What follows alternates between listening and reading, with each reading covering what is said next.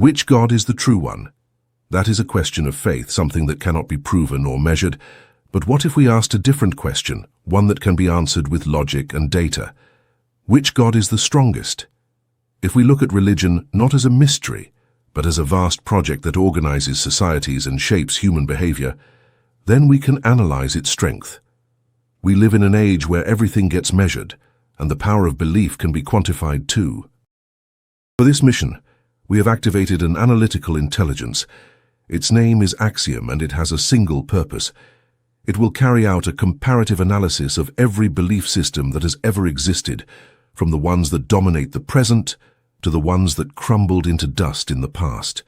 There is no room here for dogma or prejudice. A God is treated as an equation of power, the sum of its influence over people, its economic muscle, and its ability to survive across time. The investigation begins with a deep dive into a world where faith turns into statistics.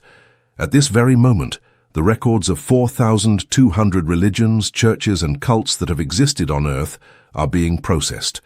From the giant corporations of faith, with a presence right across the globe, down to the small forgotten altars in remote villages.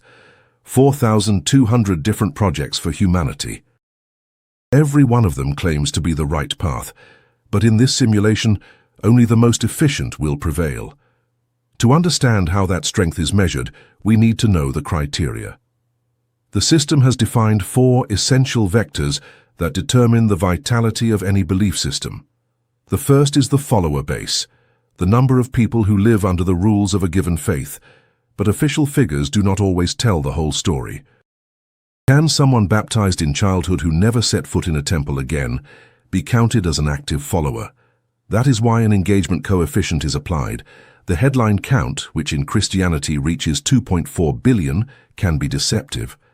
What really matters is the active core, those who perform the rituals, who live the faith day to day and pass it on to the next generation. Social networks, donations, and attendance at places of worship are all analyzed in order to separate the nominal members from the true agents of faith. The second vector is resistance to time, the capacity of a belief system to endure across the centuries. The age of a cult says a great deal about how solid its foundations are. If a religion has survived for 3,000 years, outlasting the fall of empires, wars, and revolutions, that means its model is extraordinarily adaptable. We see how certain gods vanished soon after they appeared, while others spread out and conquered new territory. Why did the cult of Mithras, so popular among Roman soldiers, die out, while Christianity, which began as a small movement, became a world power? The answer lies in the structure of each one. The third vector is the depth of influence. How deep a religion can reach into the mind of its follower, deep enough to override the most basic instinct of all, self-preservation.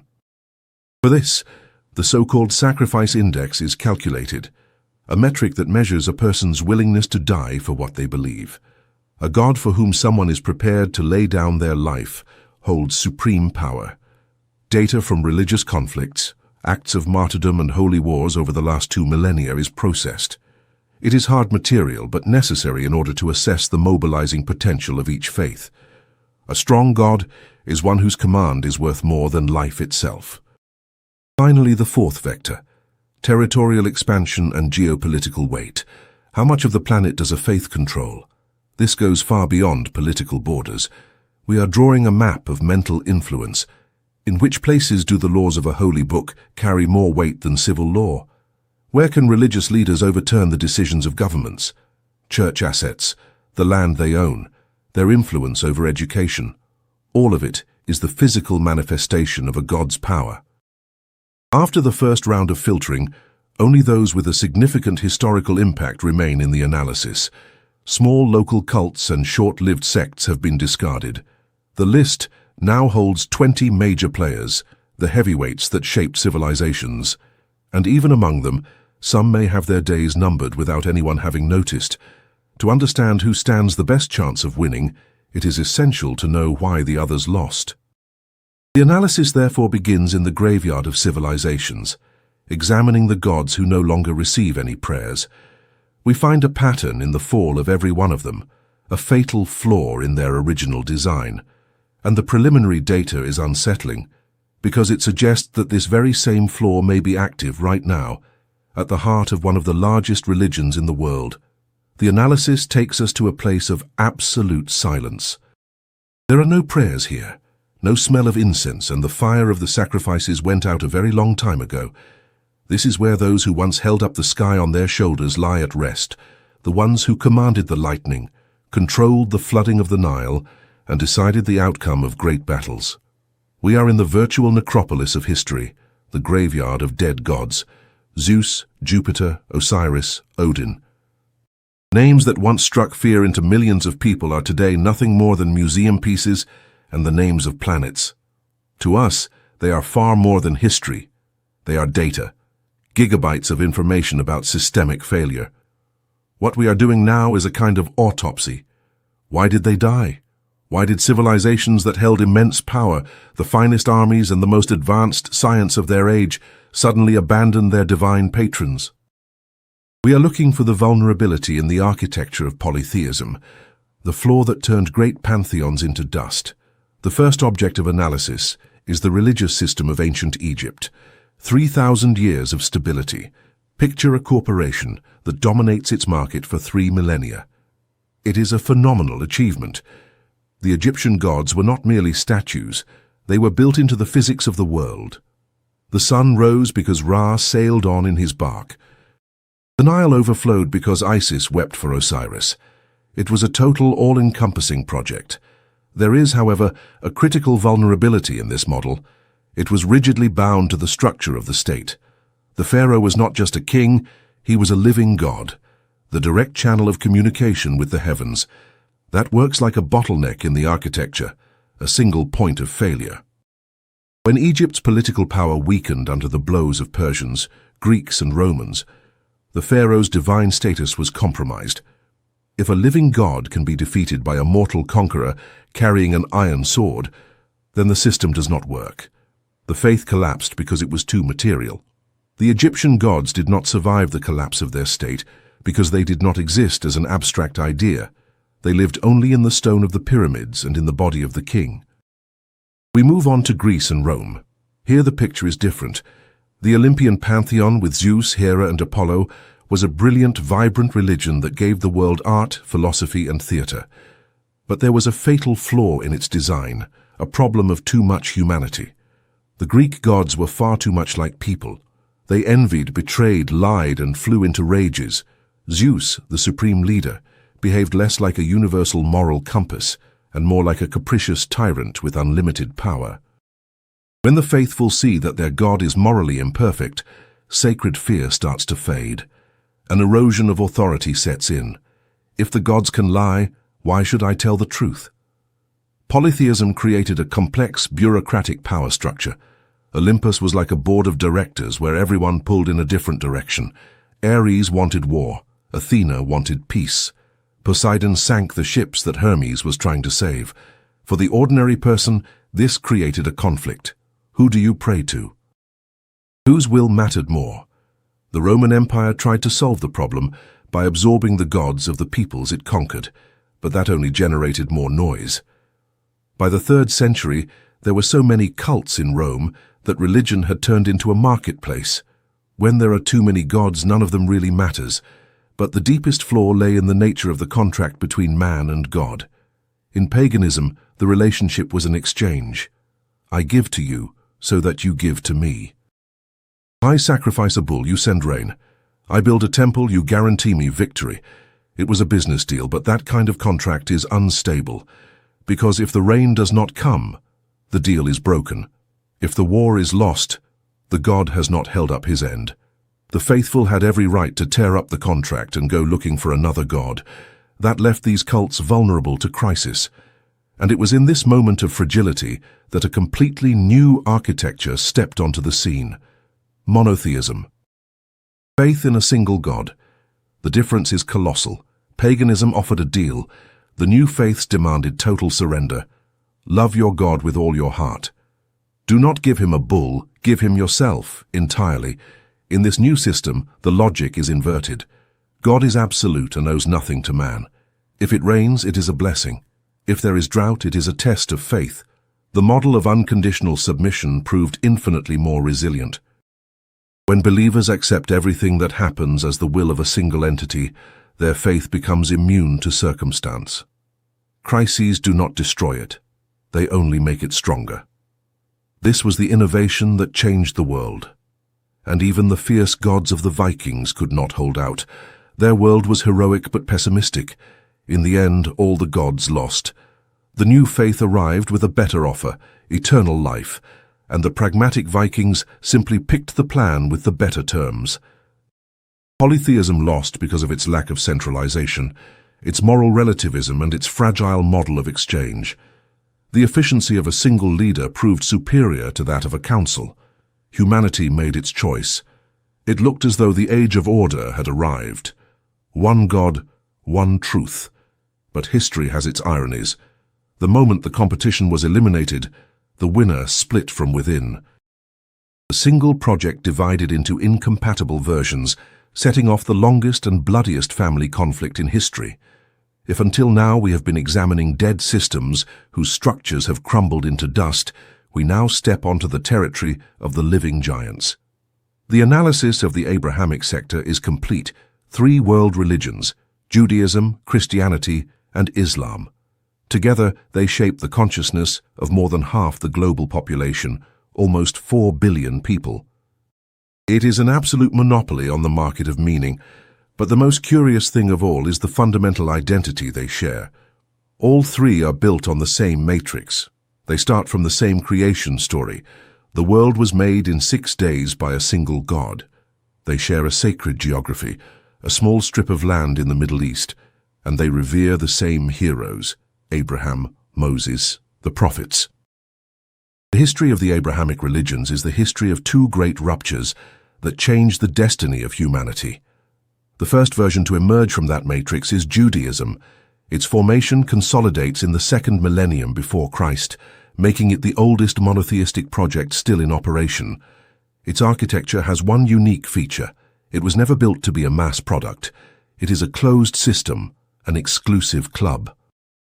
The idea of a chosen people works as an almost insurmountable barrier to entry. You cannot simply decide to become part of the system. As a rule, you have to be born with the access key in your genes. With only 14 million followers, in terms of expansion, it looks as though it has fallen behind. Look at the survival metric, though, and the results are phenomenal. Its member retention rate is close to 100%. Judaism has survived conditions that would have wiped out any other civilization: diasporas, persecution, and the absence of a state for almost 2,000 years. What is the secret of that resistance? The answer lies in a structure that regulates every step of life. There are 613 rules dictating what to eat, how to dress, when to work. Religion penetrates daily life at a molecular level, creating an ultra-dense social fabric. Isolation works as a defense system, protecting it from assimilation. It is not a religion of expansion, but of preservation, a vault traveling through the storms of history with its essence intact. Around 2,000 years ago came the first great rupture, which gave rise to the second version, Christianity. The figure of Jesus of Nazareth is identified as the initiator of a fundamental rewrite, and the Apostle Paul as the architect of its global rollout. The revolution was simple but brilliant. Christianity removed the ethnic barrier. There is neither Jew nor Greek. It was a masterstroke in terms of reach and distribution. The developers of the new version simplified the most complex and restrictive rules, making the interface friendlier for the ordinary user. Instead of hundreds of commandments, a single universal condition: believe and you will be saved. The spread of Christianity in those first centuries was like a viral epidemic. The idea of a God who was not a stern judge but love itself, and who sacrificed himself for his followers, radically transformed the mindset of the age. Christianity introduced the concept of grace, a free bonus. You do not have to earn your salvation through works. You receive it as a gift. For the ancient world, brutal and hopeless, it was an offer that could not be refused. Even so, there is an anomaly at its core that became the source of countless conflicts: the dogma of the Trinity. One God in 3 persons. To binary logic, 1 does not equal 3. That theological complexity produced schisms and endless disputes inside the church itself, leaving the system unstable.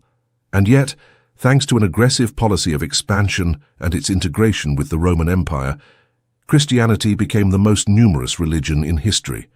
Then, in the 7th century, in the deserts of Arabia, the third version is released, Islam. Analysis of this project reveals an attempt to restore the system to its original settings, but with new functionality. The message was clear: the previous versions had been corrupted. The Jews had concealed part of the truth. The Christians had made a prophet divine and invented the Trinity. A final correction was needed.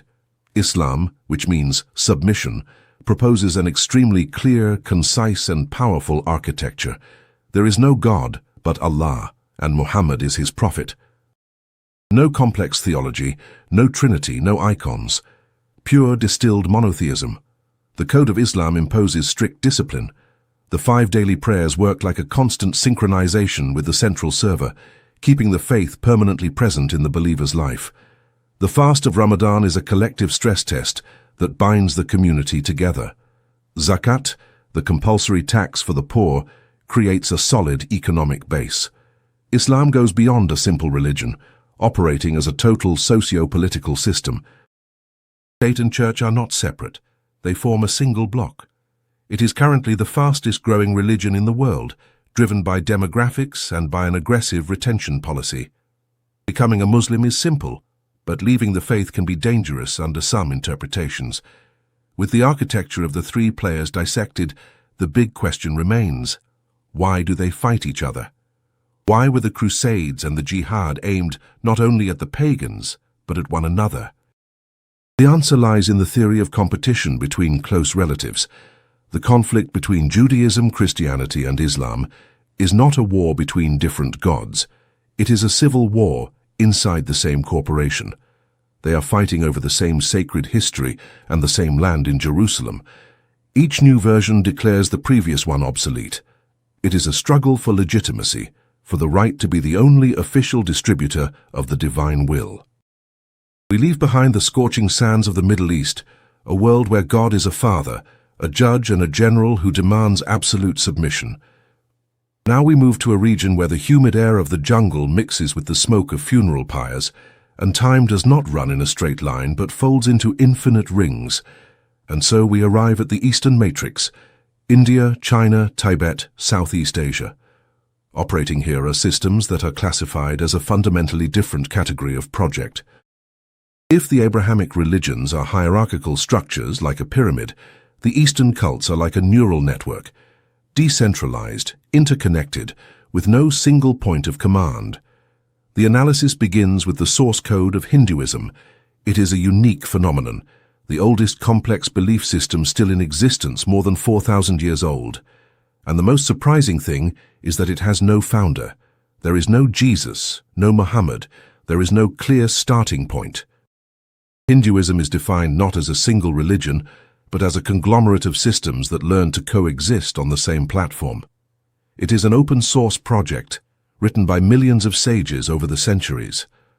The first thing that leaps out is the sheer number of gods, 33 million, a number that to the Western mind sounds like chaos. The algorithms, however, find in this a brilliant solution to the problem of the user interface.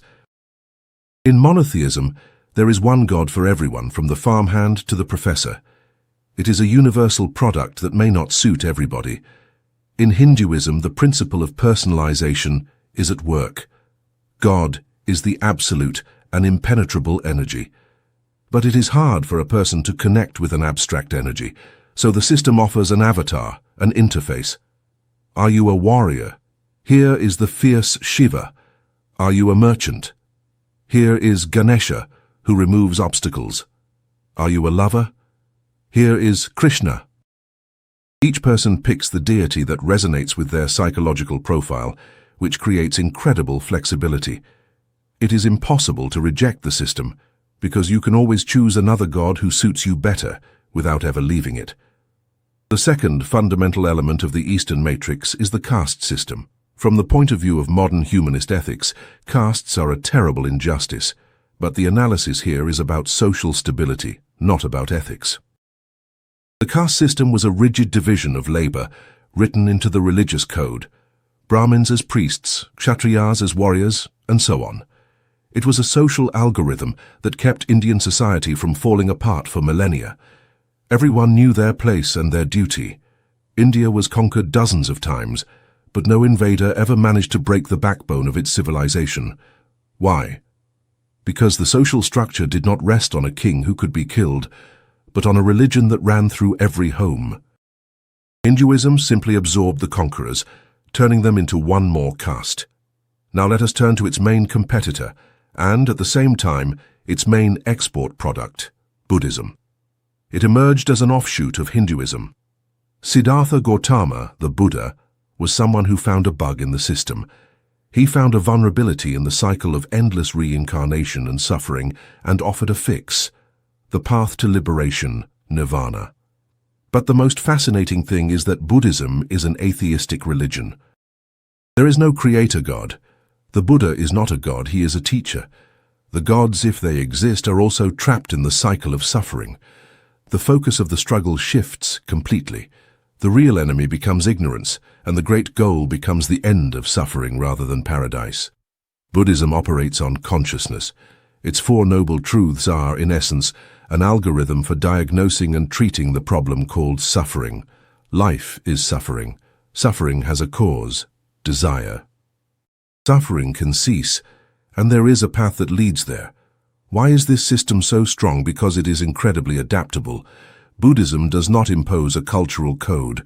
When it reached China, it blended with Taoism. In Japan, it became Zen. In Tibet, it absorbed the local shamanism. It behaves like water, taking the shape of whatever container it is poured into.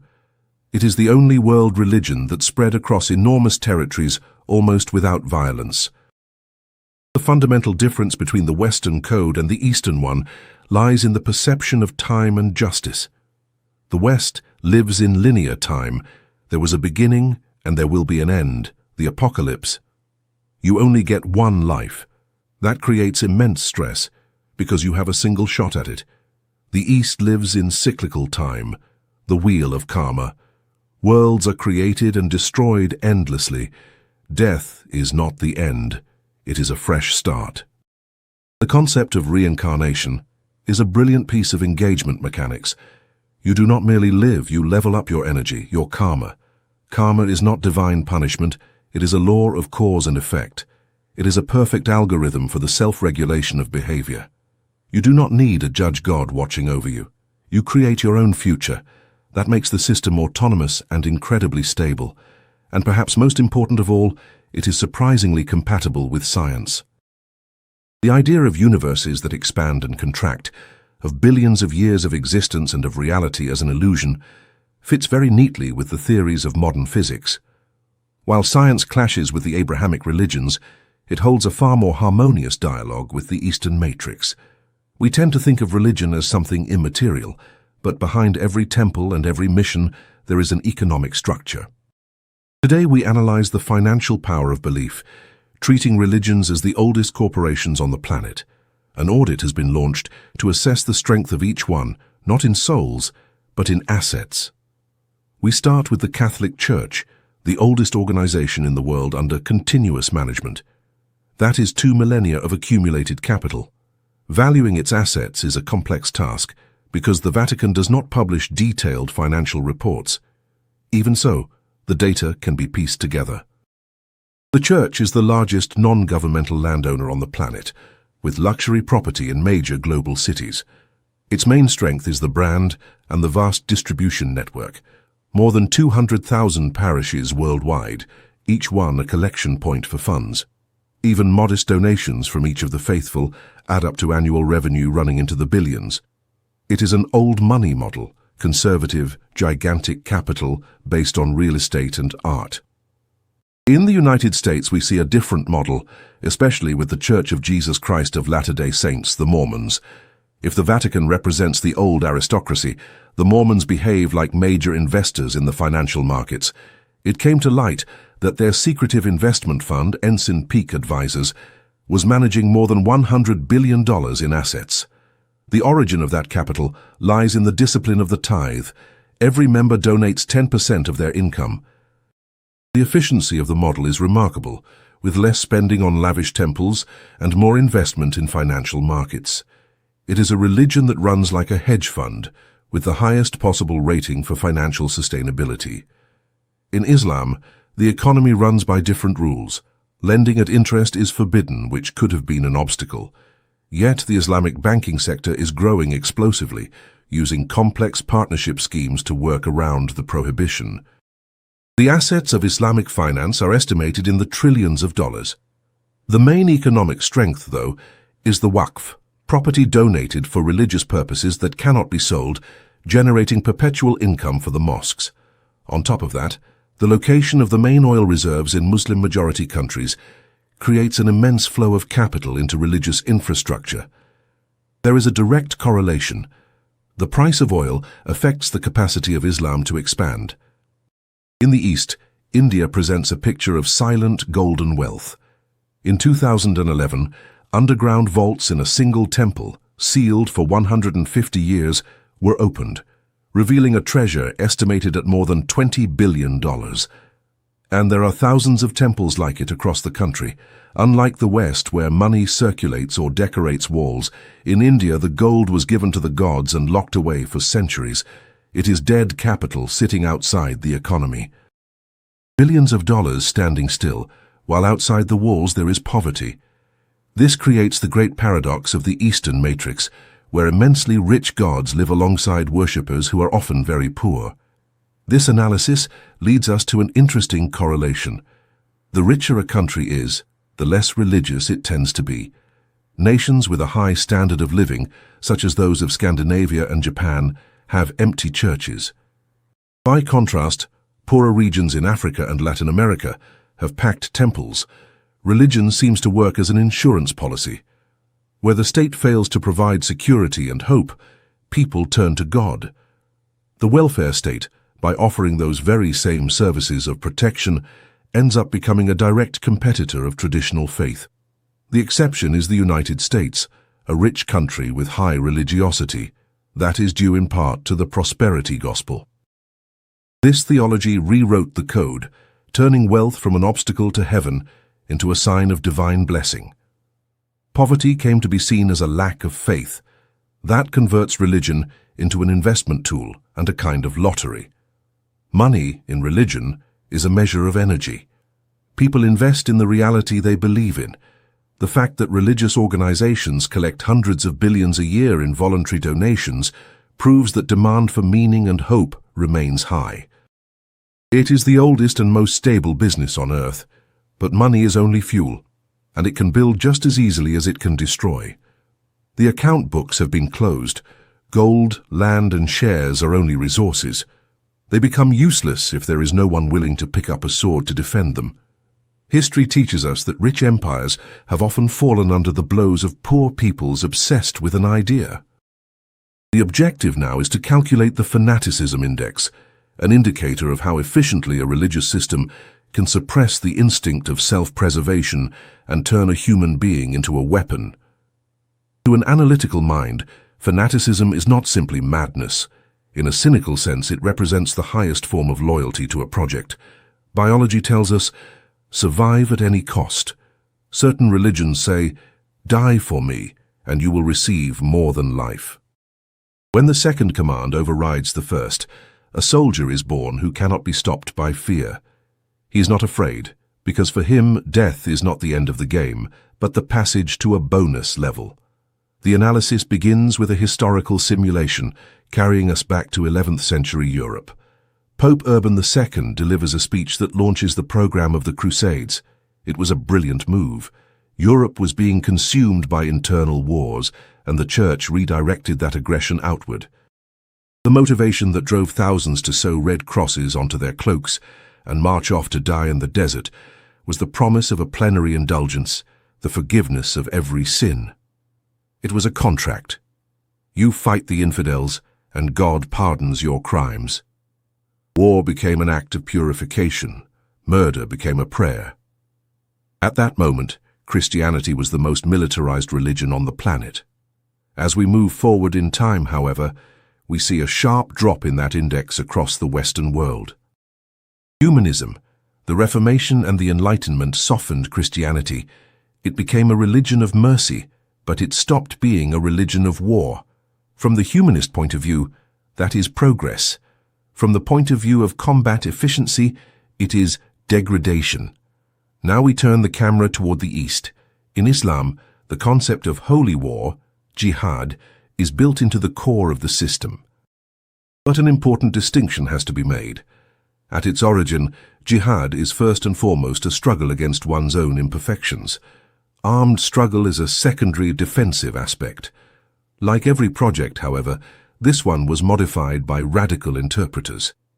Analysis of the martyr phenomenon reveals what may be the most potent psychological weapon in history. The mercenary fights for money.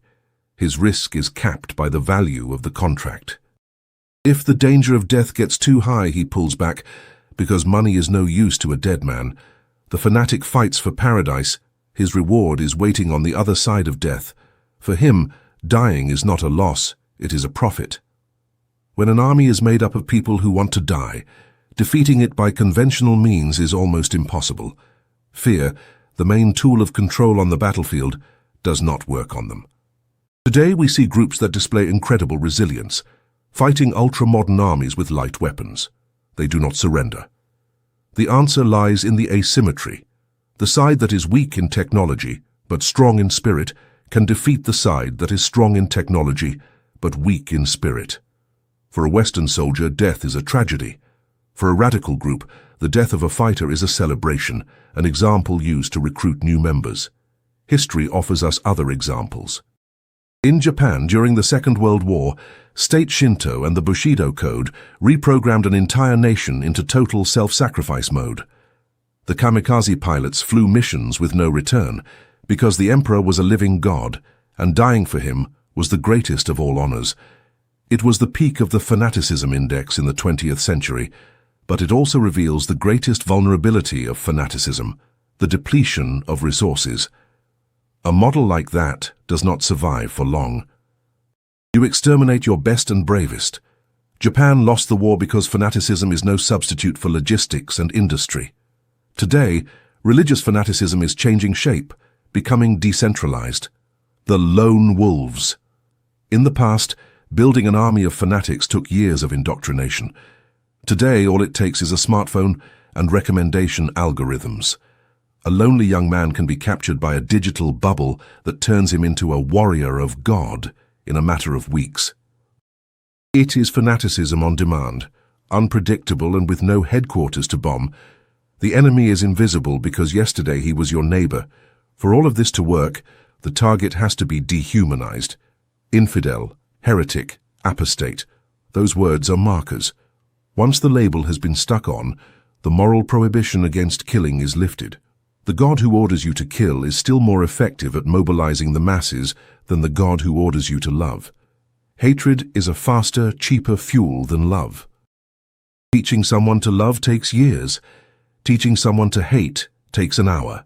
Fanaticism needs faith, and faith goes looking for proof.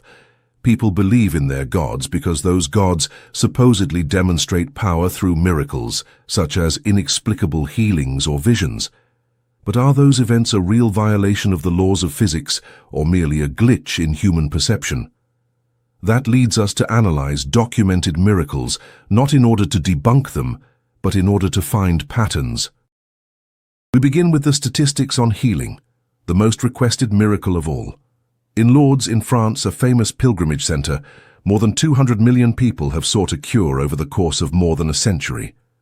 Out of that total, the Catholic Church has officially recognized only 70 cases as miraculous. The success rate is minimal. When you compare that rate with the spontaneous remission of serious illness in ordinary hospitals, you realize that the probability of an inexplicable recovery is statistically higher in a clinical setting. The placebo effect appears to be the main agent at work here. Faith does not work like magic. It acts as a powerful command to the body. When someone believes absolutely that they will be healed, the brain releases substances that strengthen the immune system. Religion works as a trigger for that internal mechanism. The miracle, then, would not come from an external force, but from within the person themselves. This is confirmed when you notice that similar healings occur across different religions. Muslims at the tombs of saints, Hindus in the waters of the Ganges, Christians in front of icons. If only one God were the true one, the miracles would be concentrated in a single faith. As for visions of angels and divine beings, neurological studies show that stimulating certain areas of the brain, the temporal lobes, can induce the sensation of a presence, along with visions and sounds. Biographies of great religious figures describe experiences that closely resemble known neurological events. The greatest revelations in history may have originated in the unique brain configuration of brilliant individuals. Meanwhile, science is emerging as a serious competitor in the field of miracles. 2,000 years ago, raising the dead was a divine act. Today, a defibrillator gets the heart beating again. Healing a blind man was a miracle. Today, cataract surgery is a quick procedure. Science is taking over the functions that once belonged exclusively to religion. God's territory shrinks as knowledge advances. What is left to him are the big questions, such as the origin of the universe and what happens after death. The number of miracles recorded today is smaller, and their quality seems to have declined in the age of cameras and constant surveillance. Even so, science offers facts, but no comfort. It tells us that we are finite matter. Religion offers the promise of an eternal soul and the possibility of a miracle. Faced with the choice, many prefer the more comfortable narrative because it offers hope. The simulation is complete. The pagan gods fell because they lacked the efficiency of monotheism. The Eastern matrix survived thanks to its flexibility, but its peaceful nature leaves it at a disadvantage in the contest for global power. That leaves the Abrahamic giants. Christianity won economically, but lost its fighting drive. Islam is growing in fervor, but faces challenges with modernity. It looks like a stalemate. Yet the analysis of all the data reveals that the true winner is not a name found anywhere in the scriptures. The strongest God, the one that has always ruled humanity, is the fear of death. All religions are, in essence, different answers to that fundamental fear. We created the gods out of our own anguish and our desire to live forever. The most powerful is the one that offers the best story about victory over the end. Today, that leadership is changing hands. The strongest religion of our time is not one of the traditional ones. It is a faith based on success and control. Its temples are the shopping malls, its icons are the successful profiles on social media, and its commandments are to consume and to dominate. In this new faith, the God is the individual himself, and that is the most dangerous belief of all. When a man considers himself a god, he loses his limits. Power belongs to whoever controls the story we tell ourselves. As long as humanity exists, God will exist, because he is our reflection in the mirror of eternity. If you like this investigation, subscribing to the channel helps us expand the Axiom Investigation project. We would love to read your thoughts on the video's subject in the comments and your suggestion for the next topic to be covered. Tell us which city you are watching from. Thank you for staying with us until the end.